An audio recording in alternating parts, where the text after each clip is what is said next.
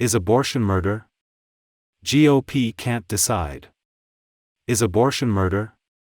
Doug Mastriano thinks so, and a lot of other Republicans agree. It's a question that alienates voters, and that most anti-abortion groups won't touch. But it's out there. This week, an old interview surfaced of Republican Pennsylvania gubernatorial nominee Doug Mastriano calling for people who have abortions to be prosecuted for murder. The comments came from a 2019 radio interview in which Mastriano was asked whether a fetal heartbeat bill he'd sponsored in the state Senate, which would have banned abortion after 6 weeks, would mean that anyone who obtained abortion after that point in pregnancy should be charged with murder. Let's go back to the basic question there, Mastriano replied. Is that a human being?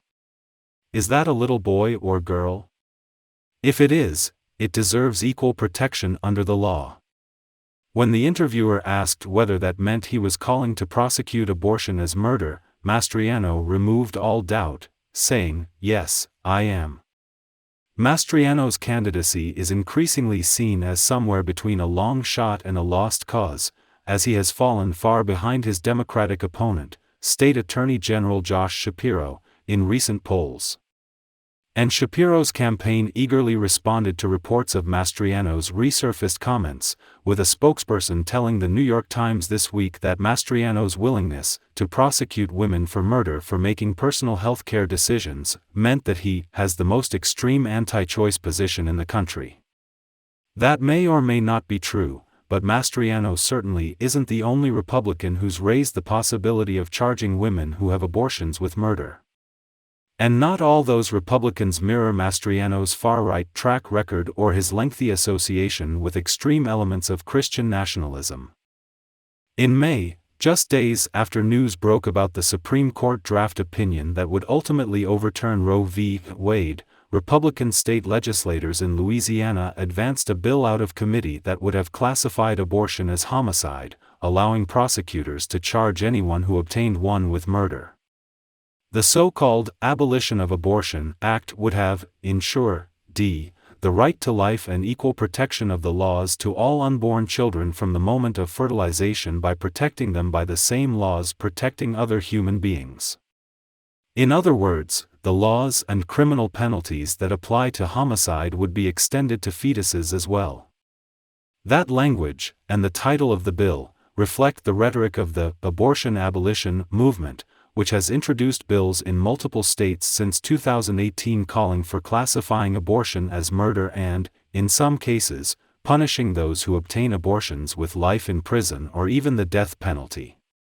As Chloe Cooper and Tina Vasquez reported at Political Research Associates in 2020, T. Russell Hunter, the founder of an abortion abolitionist group called Free the States, said his movement was, for the total and immediate criminalization of abortion as murder, rather than attempting to simply regulate or reduce abortion by treating it as healthcare.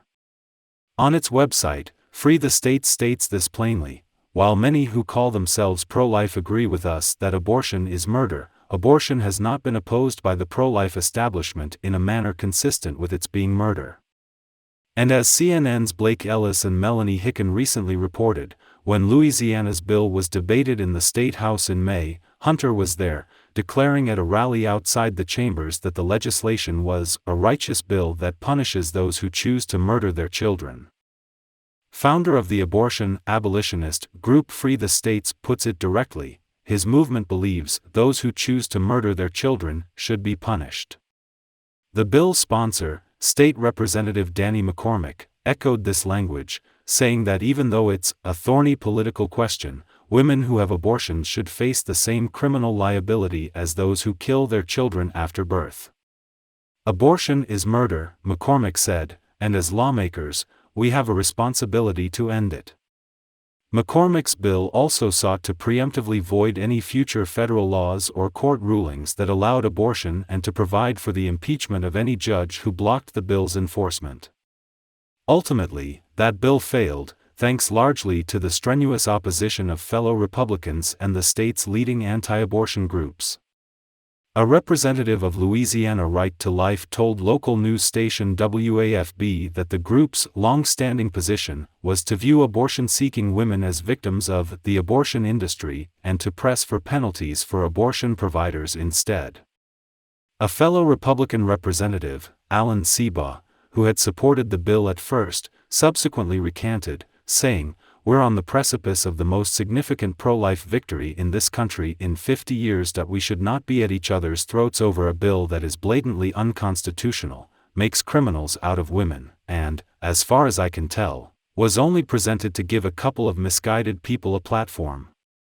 This fight reflected the standing position of most major anti-abortion groups around the country, which have generally avoided any suggestion that women seeking abortions should face criminal charges.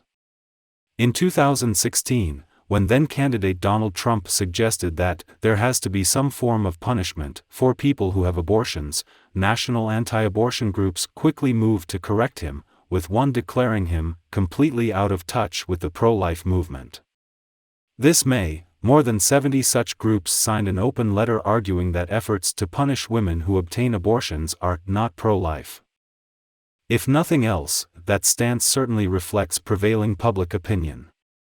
According to a mid-May Economist/YouGov poll, fewer than a third of people living in trigger law states supported the idea of charging people who have abortions with murder. Yet the fall of Roe has also been accompanied by increasingly strident calls for criminal penalties, sometimes severe penalties, for those who have abortions. As CNN noted, this year, 3 male lawmakers from Indiana attempted to wipe out existing abortion regulations and change the state's criminal statutes to apply at the time of fertilization. In Texas, 5 male lawmakers authored a bill last year that would have made getting an abortion punishable by the death penalty if it had gone into law. A state representative in Arizona introduced legislation that included homicide charges, saying in a Facebook video that anyone who undergoes an abortion deserves to spend some time in the Arizona penal system. And sometimes the suggestion of criminalizing abortion has come from supposedly moderate precincts of the GOP. Although this has flown largely under the radar, in the last 2 weeks Michigan Democrats have highlighted comments from incumbent Republican State Representative Mark Tisdall that seem to indicate he's open to declaring abortion a felony. At a sparsely attended June candidate forum hosted by the League of Women Voters, Tisdall, who has largely run as a moderate, and whose campaign website omits almost all reference to abortion except for his endorsement by Right to Life Michigan, responded to an audience question about where he stood on a 1931 state law in Michigan that defines abortion as manslaughter.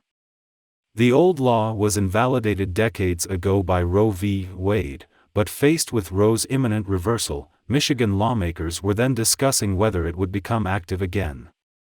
Earlier this month the law was declared unconstitutional by a state court, though that ruling could be appealed by Michigan Republicans. In his answer to the question, Tisdall said he was not a fan of the 1931 law, which he thought needed to be modernized. But his biggest problem with the law, he continued, is that it refers to abortion as manslaughter.